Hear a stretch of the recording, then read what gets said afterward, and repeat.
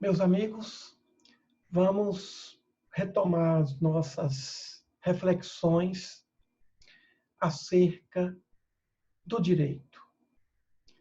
Nós observamos que cada civilização, em algum momento da história, nos deixa o legado da vontade do ser humano de organizar uma sociedade segundo a lei natural de sociedade, que possa existir fraternidade, justiça, amor. Tudo aquilo que os iluministas pensaram na sensação de liberdade, no sentimento de igualdade e na vivência da fraternidade.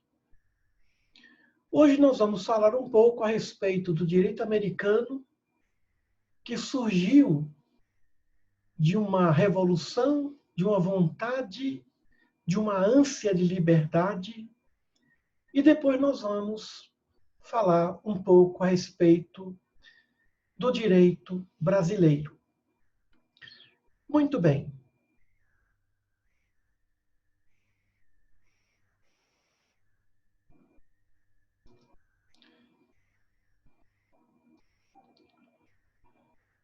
Depois que falamos a respeito do direito francês,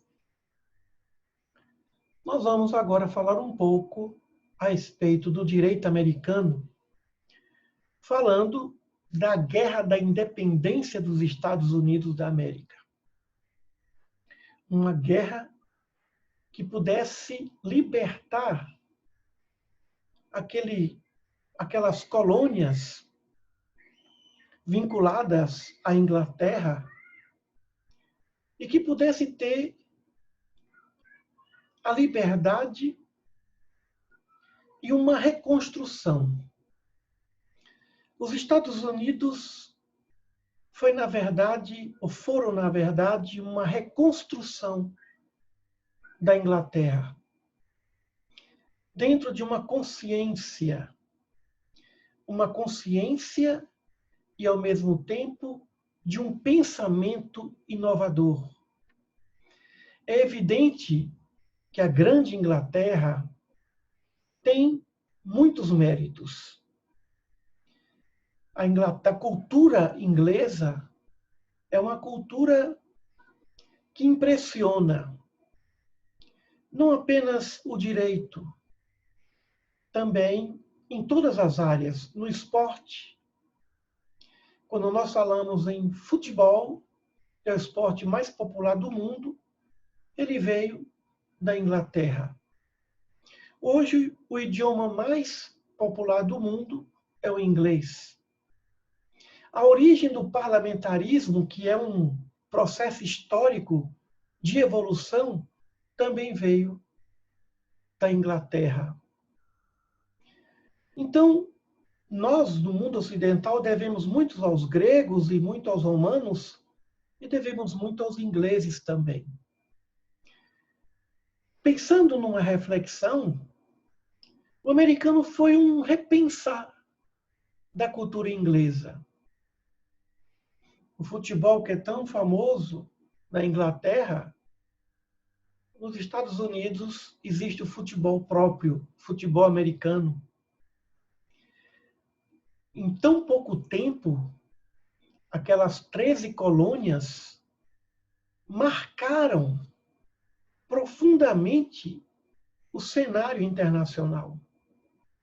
Os Estados Unidos hoje são a maior potência econômica do mundo. O americano é quem mais compra e quem mais vende. Quem mais compra de todos os países e quem mais vende. Então, um país que veio de uma colônia, de um colonialismo, igual ao Brasil, mas que teve uma união. A democracia ficou muito forte. E o direito também é muito forte. na cultura americana.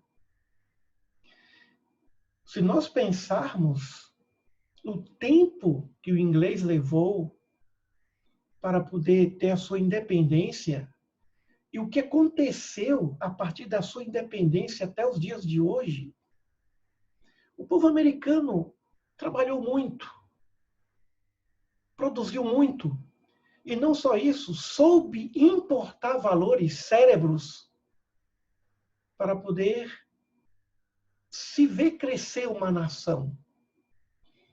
A cultura americana não tem preconceito contra inteligências de outros países.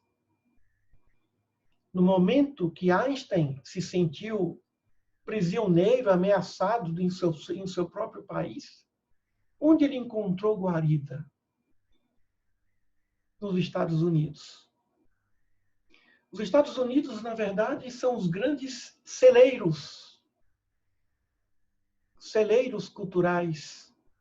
Lá estão as maiores universidades, as melhores mentes. Eles são pioneiros e campeões em muitas áreas, na agricultura, na engenharia, não, como se não bastasse, no direito da democracia, na indústria cinematográfica. Então, a cultura americana, ela é digna do nosso louvor e da nossa homenagem pela capacidade que aquele povo teve e tem de união, de valorização de sua cultura. Em cada escola americana tem lá sua história. E se recebe o nome de alguém, tem lá quem foi essa pessoa. Uma realidade que não encontramos em muitos países, nem mesmo no nosso. Entramos numa escola municipal estadual com o nome de alguém, e se nós perguntarmos ao diretor quem é esse alguém, quem foi esse alguém, e as pessoas, não sabemos. E na frente de cada colégio americano tem uma bandeira hasteada dos Estados Unidos. Então, o sentimento de amor à pátria que esse povo teve é algo que fez com que essa nação crescesse e gerasse essa potência, quase que competindo com toda a cultura europeia. Ficou tão grande. Essa nação ficou tão grande que ela sozinha quase que compete com o resto do mundo. É impressionante. A Guerra da Independência dos Estados Unidos da América, também conhecida como Guerra da Revolução Americana, ou ainda Revolução Americana de 1776. 1776. Pouco tempo. De lá para cá, pouco tempo. Passando por várias recessões. Teve suas raízes na assinatura do Tratado de Paris, que em 1763 finalizou a Guerra dos 7 Anos, conflitos internacionais entre 1756 e 1763 entre França, Áustria, Inglaterra, Portugal e aliados. As 13 colônias representadas por Massachusetts, Rhode Island, Connecticut, New Hampshire, Nova Jersey, Nova York, Pensilvânia, Delaware, Virgínia, Maryland, Carolina do Norte, Carolina do Sul e Geórgia começaram a ter seguidos e crescentes conflitos com a metrópole inglesa, pois, devido aos enormes gastos com a guerra, a metrópole aumentou a exploração sobre essas áreas. Constituiu-se em batalhas desfechadas contra o domínio inglês, batalhas sanguinolentas. Movimento de ampla base popular, teve como principal motor a burguesia colonial e levou à proclamação, no dia 4 de julho de 1776, da independência das 13 colônias. Os Estados Unidos da América, primeiro país dotado de uma constituição política escrita, teve vários direitos humanitários inclusos. A codificação nos Estados Unidos é escassa, porque baseada em princípios fundamentais. Apenas 7 artigos. E constituições estaduais fortes. Em 1787, Thomas Jefferson, na Pensilvânia, aprovou a Constituição Americana, que se firma através dos dias de hoje. A justiça estadual norte-americana não é uniforme como a do Brasil. Cada um dos 50 estados tem autonomia, as 13 colônias se transformaram em 50 estados. Tem autonomia para regular a sua própria justiça. Ou seja, existe uma soberania, uma autonomia em cada estado. Todos estão unidos, formando a grande nação, mas cada um tem uma independência, inclusive legislação própria. Se no Texas tem pena de morte, em vários outros estados não tem a pena de morte. São as constituições estaduais que definem a forma, os tribunais, o ingresso, as custas, tudo enfim. Então, o direito americano, ele é difícil de ser estudado porque cada estado tem características próprias.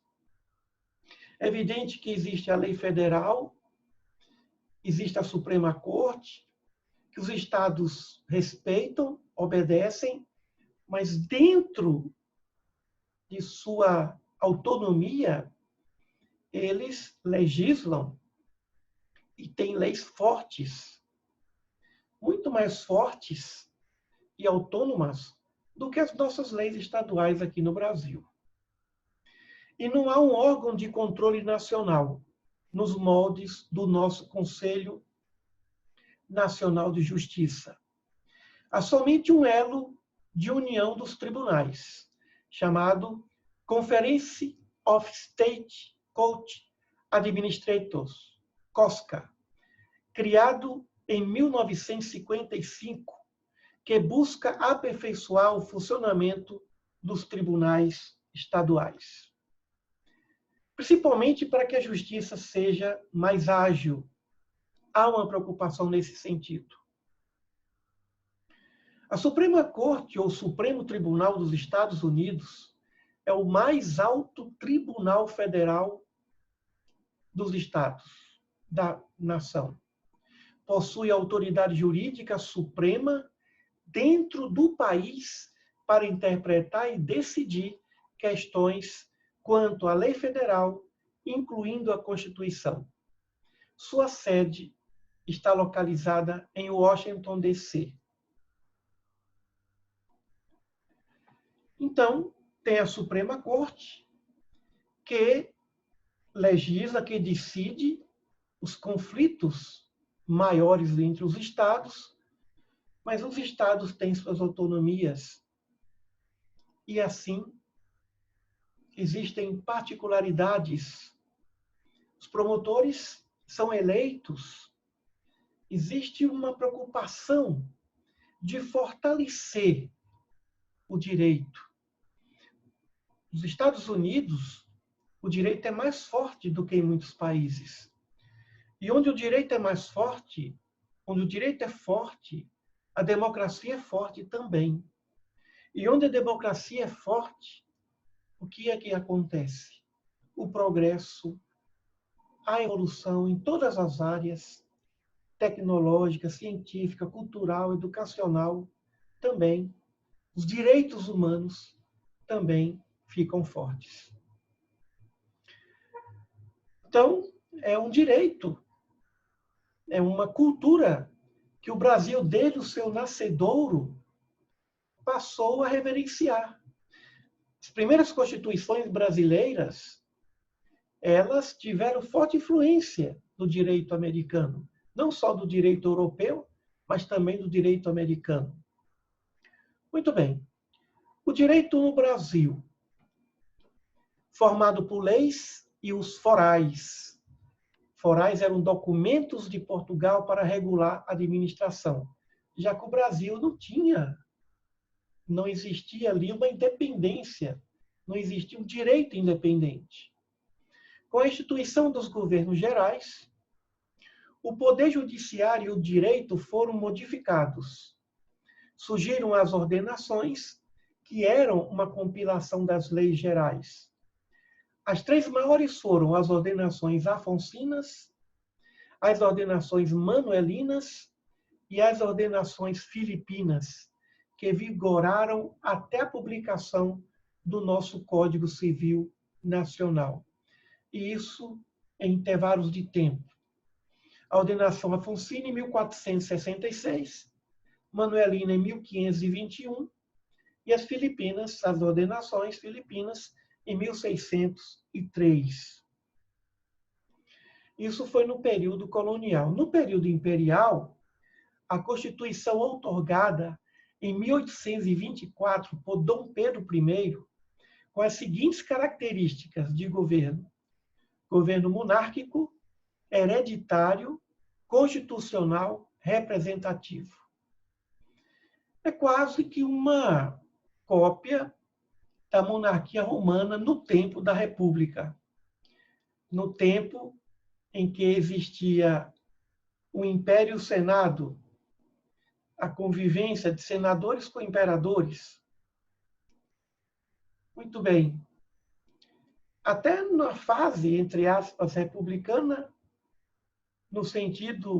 não no sentido de mudança de governo, porque o processo era hereditário, mas no sentido de ouvir um outro poder que seria o legislativo. Uma característica republicana. Mas o governo romano não era republicano nesse sentido.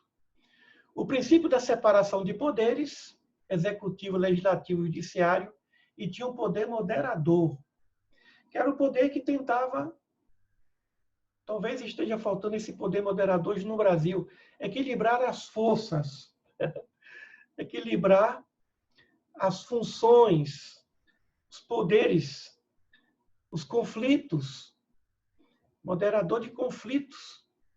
A dissolução da Câmara dos Deputados estava entre as competências do poder moderador. Primeira República, ou República Velha. Aqui saímos do Império e entramos na República. Período de 5 de novembro de 1889, até a Revolução de 1930. Essa Constituição durou muito tempo, quase 40 anos. República da Espada, presença de militares no poder.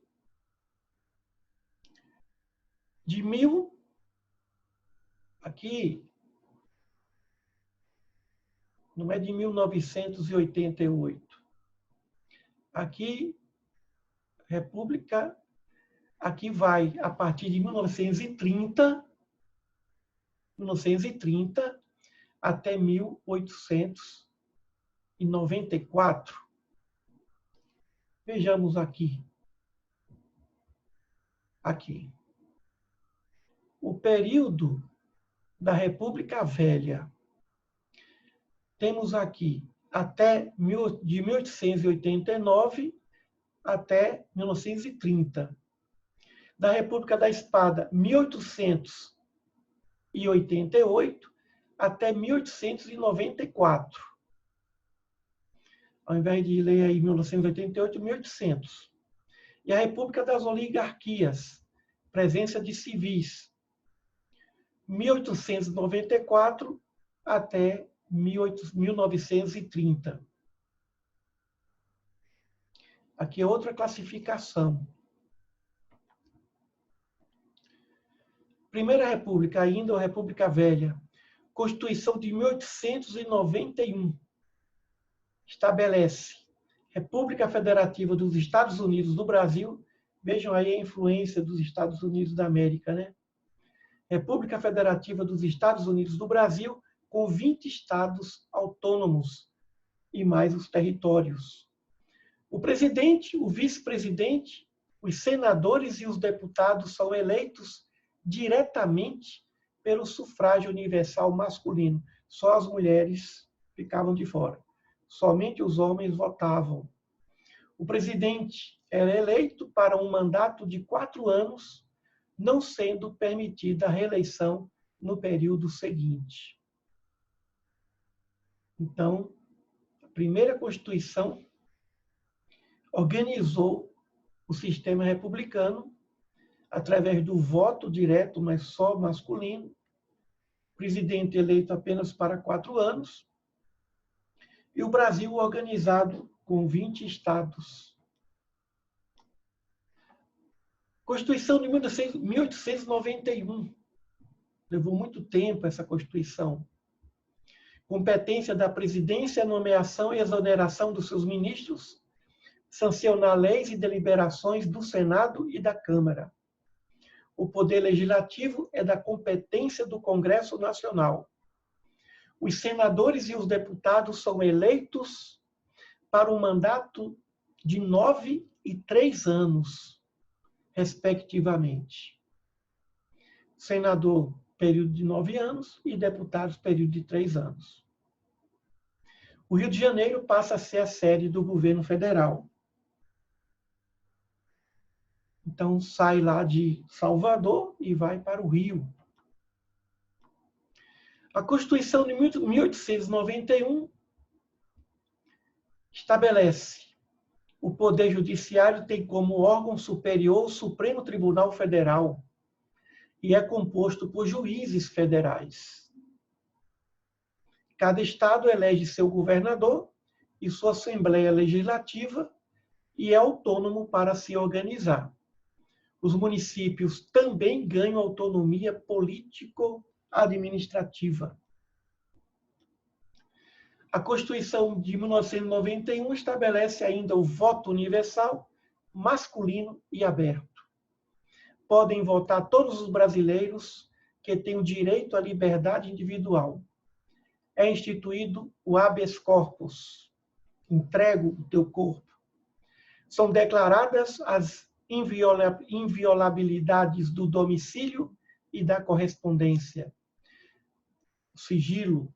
São estabelecidas as liberdades de pensamento, de locomoção, de imprensa, de culto religioso, de associações e de reuniões para fins pacíficos.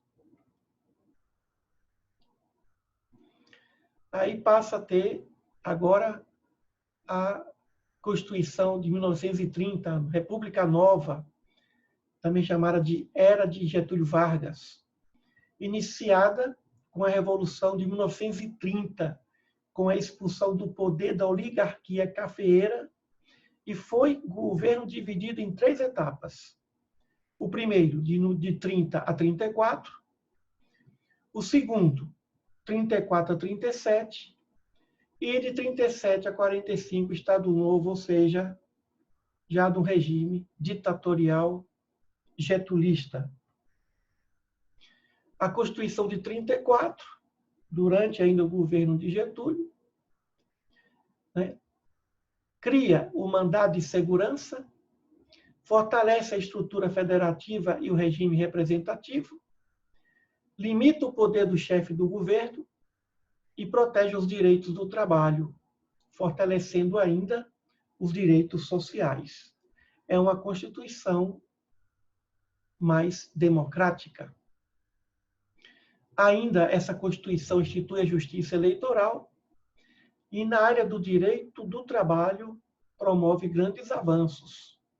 Institui a justiça do trabalho, o salário mínimo, o direito a repouso semanal e férias anuais remuneradas, proibiu diferenças salariais por razões de idade, sexo, nacionalidade ou estado civil, cuida do direito de todos à educação, além da obrigatoriedade e da gratuidade do ensino primário.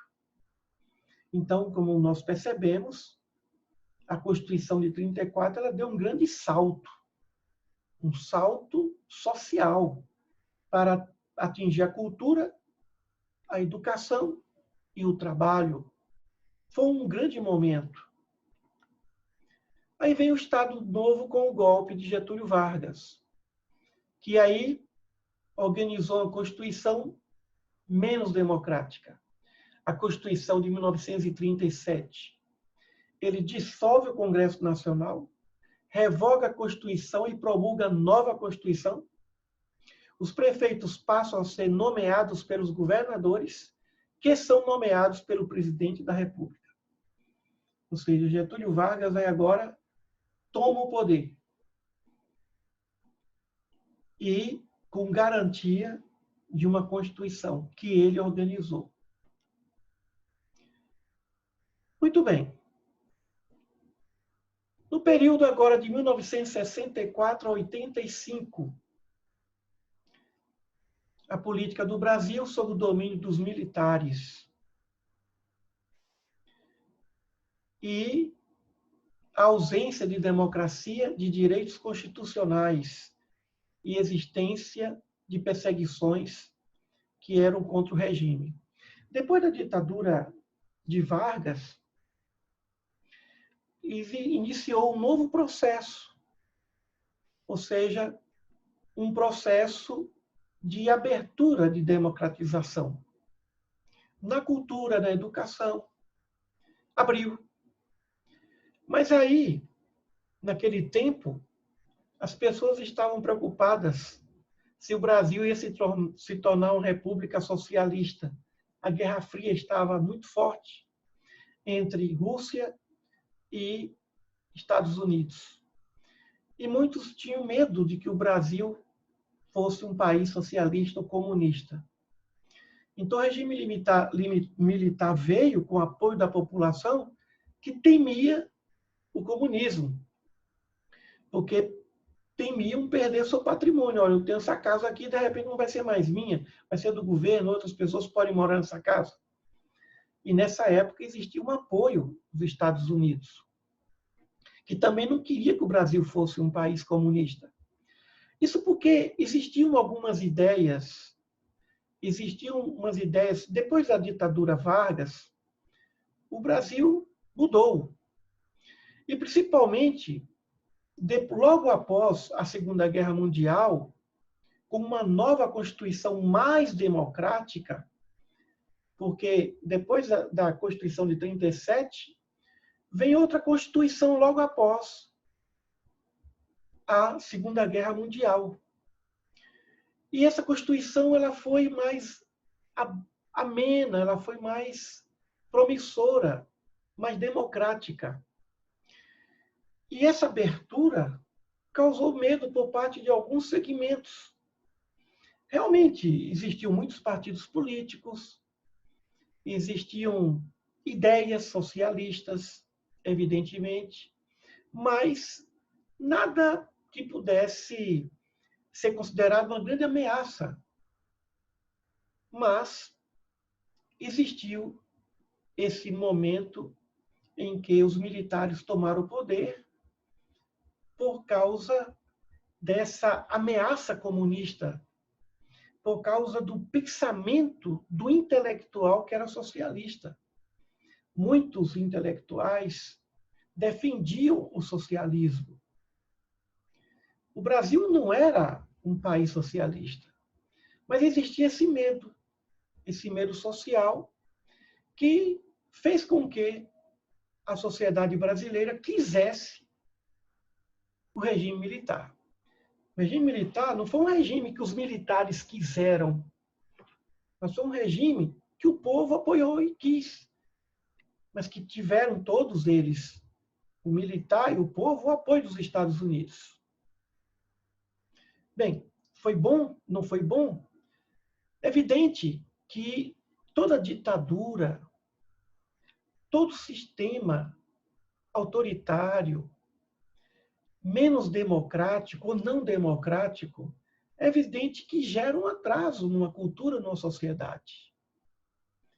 E existiram muitos abusos, perseguições, torturas, muitas lágrimas, muitas mortes, abusos de poder.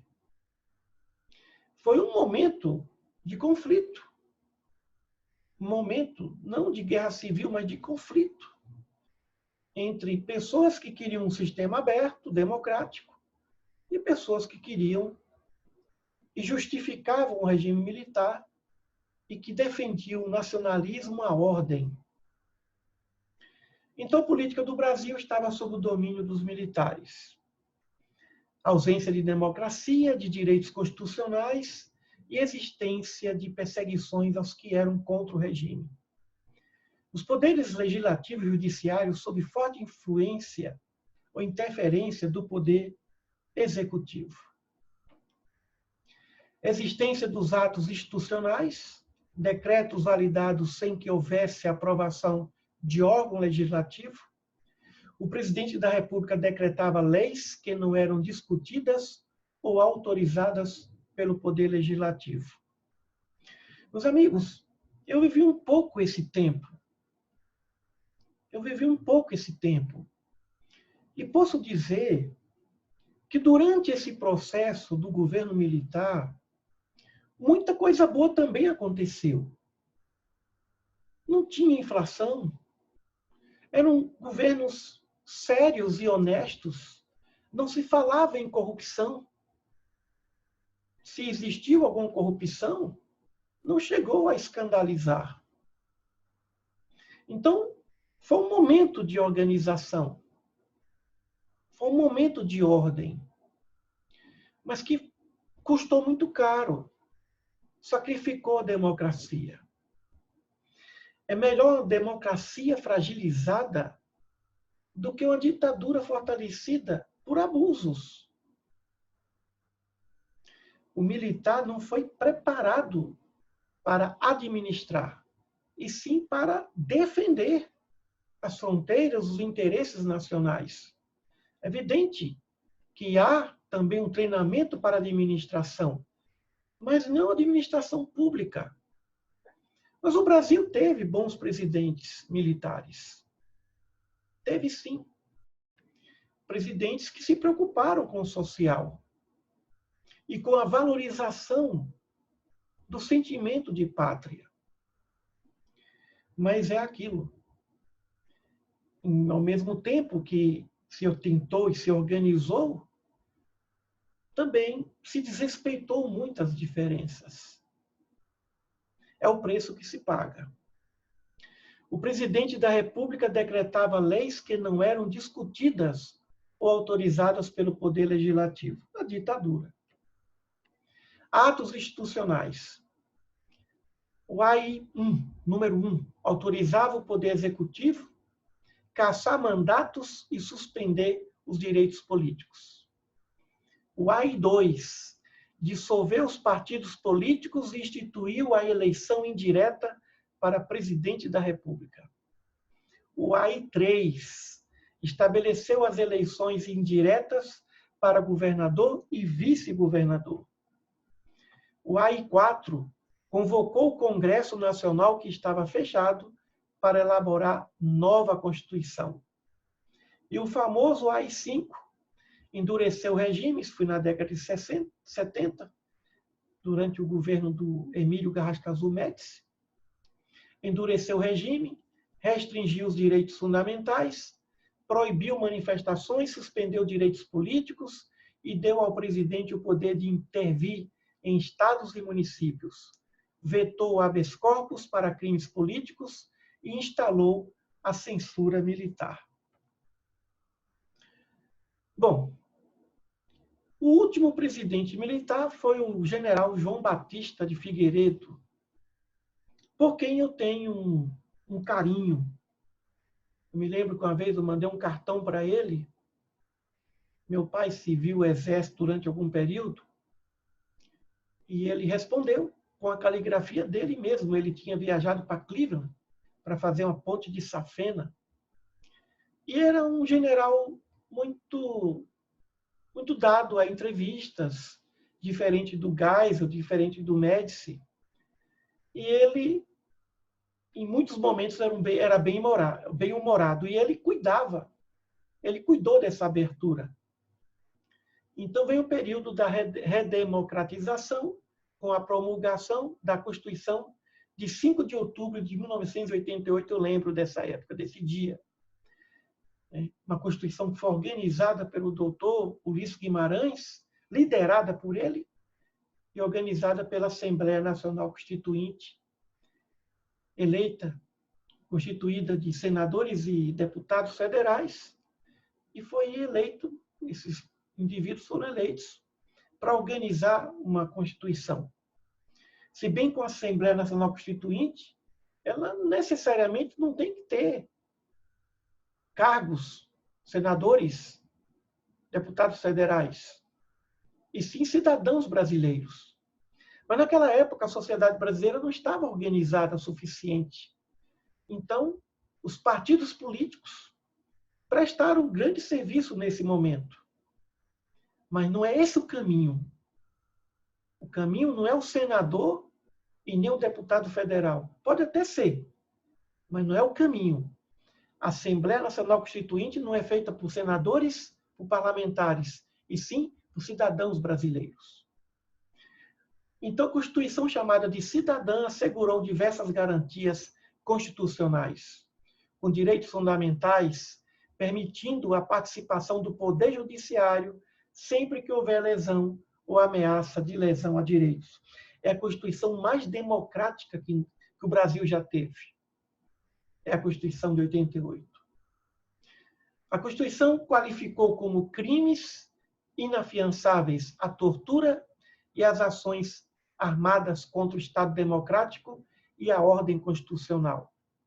Foi determinada a eleição direta para os cargos de presidente da República, governador do Estado e do Distrito Federal, prefeito, deputado federal, deputado estadual, distrital, senador e vereador. A nova Constituição também previu maior responsabilidade fiscal. Pela primeira vez, uma Constituição brasileira define a função social da propriedade privada urbana. Aí vem o interesse, o fim social. Não só em relação à propriedade, mas em relação às empresas. Toda empresa, tudo tem que ter um fim social.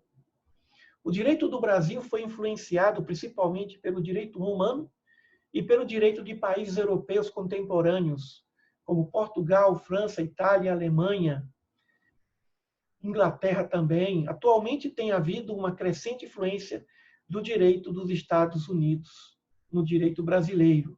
E no início também teve grande influência do direito americano. De modo geral, a nossa Constituição é considerada avançada em vários aspectos, como direitos coletivos homogêneos e sociais. Porém, ainda necessita de muita regulamentação de leis complementares e implementação de políticas públicas realmente eficientes. Aqui temos uma bibliografia, História do Direito, do professor José Fábio Maciel, História do Direito, de Rodrigo Freitas Palma, Curso de Direito Romano, de Filardi, O Direito na História, de José Reinaldo de Lima Lopes, e Fundamentos de História do Direito, do Antônio Carlos Volckmer. Muito bem. O que é que nós percebemos diante do contexto brasileiro? O Brasil, nesse momento, ele está um pouco dividido. Existe, nas últimas eleições, existe um grupo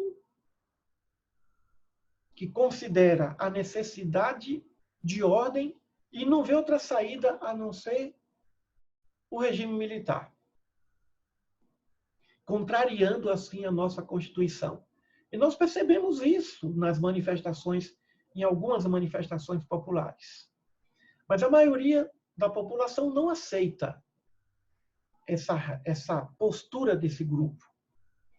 Mas sempre será assim. A unanimidade é muito difícil ocorrer dentro do ambiente político. Basta você entrar num partido para você já ter adversários de outros partidos que pensam diferente. Mas o que é interessante é que é melhor errar com a democracia do que impor por meio da violência, da força, uma certa ordem. Porque depois que sai aquela pressão, volta tudo de novo. É como aquele filho que foi criado num ambiente doméstico extremamente regulador, e quando ele passa a ter maioridade e ter a sua independência, ele faz o que ele quer. Então, o processo é educação. O caminho é educação. Educação desde o ensino fundamental, indo para o ensino médio, e o fortalecimento das instituições de ensino superior. Porque somente os cursos superiores podem alavancar a tecnologia. O ensino fundamental não alavanca tecnologia nem o ensino médio, mas o ensino superior promove o desenvolvimento da tecnologia. E quando se fala em tecnologia, estamos falando em ciência. E quando falamos em ciência, falamos em desenvolvimento cultural também, proposta do direito. O direito depende muito para o seu desenvolvimento, o seu aprimoramento de um sistema democrático. Para que essa fortaleza, para que essa base, para que essa estrutura seja real. É como eu falei na educação familiar. O menino pode ter pais reguladores, disciplinadores, e ele não mudar por dentro. A mudança tem que ser interna, e esse processo só vai ocorrer por meio da educação. Sair primeiro do analfabetismo e entrarmos para um outro processo de ensinar a pensar. E respeitarmos as liberdades de pensamento. É evidente que muitos podem ficar desesperados, e não tem jeito, tem muita corrupção, quem entra na política é isso ou aquilo. Pois é. Teve um tempo que Pelé disse assim, o brasileiro não sabe votar. Mas é assim mesmo. No tempo dele não sabia mesmo, não tinha essa cultura. E é acertando e errando que nós vamos elegendo políticos cada vez mais comprometidos com a ordem social e com o progresso social. Comprometidos com a educação. Depois da Segunda Guerra Mundial, o Japão foi dizimado. E o que levantou aquele país? A educação. O investimento pesado em educação. Então, a saída não é o caminho de uma ditadura militar. A saída também não é da tolerância diante da corrupção. A saída é educação. Investimento pesado para que a educação possa surgir e dar suporte ao direito. O direito brasileiro necessita de um processo educativo sólido, sério, para que ele se consolide, para que ele se organize cada vez mais e tenha a condição de passar para a população, para a sociedade, essa segurança, o sentimento de que justiça existe. Então, o caminho é a educação. Educação, saúde segurança pública, infraestrutura, são pontos fundamentais. O desenvolvimento da ciência e da tecnologia são fundamentais. O ministério mais importante de um país é o da educação. Por isso, é que nós fechamos esse nosso estudo dizendo: o caminho é a educação. Vamos investir muito forte no ensino superior, no ensino médio, no ensino fundamental. E aí nós vamos ver em pouco tempo, como no Japão, uma sociedade mais comprometida, uma sociedade mais organizada, uma sociedade mais sóbria, mais honesta, porque é isso que nós necessitamos e é isso que nós merecemos. Um grande abraço a todos e até a próxima.